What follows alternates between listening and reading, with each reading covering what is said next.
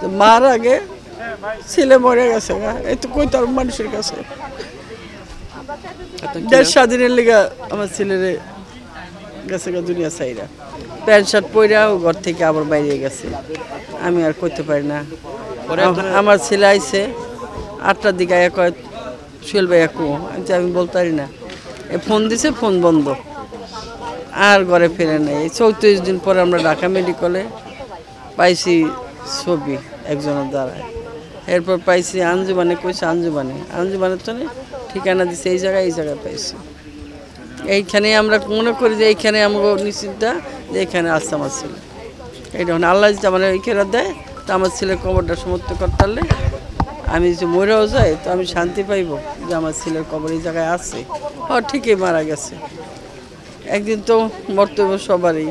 তো মার আগে ছেলে মরে গেছে, এই তো কই তার মানুষের কাছে দেশ স্বাধীনের লিগা আমার ছেলের গেছে দুনিয়া চাইরা।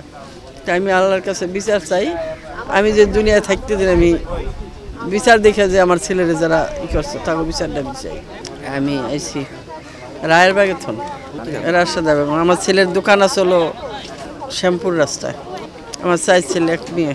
কথা হয়েছিল মোবাইলে কিছু টাকা টুকা লাগবে, কিছু টাকা পাঠাইতে বিকাশে। যে ভাই এখানে তো অনেক আন্দোলন চলতেছে, আমি শনি একরায় আছি, শনি একরাতে এখানে আন্দোলন চলতেছে, গোলাগুলি হইতেছে, তারপরে এখন তো দোকানপাট সব বন্ধ। কেন কয় যে আমি বাসার সামনে যাই আছে ওখান থেকে ফাটাবো। আমরা যে এখানে আসছি আঞ্জুমান মুফিসলামের যে এখানে দাফন করেছে আমার ভাইকে, এখনও তো আমরা কবর শনাক্ত করতে পারি নাই।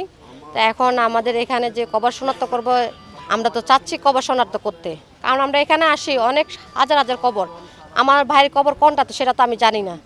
এখন আমিও চাইতেছি আমার ভাইয়ের কবরটা শনাক্ত করতে। পাইছি মাঝে দাফনও দেওয়া হয়েছে, তাড়াতাড়ি দাফনও দিচ্ছে। আমার আর বাবা এখনো বিছনায়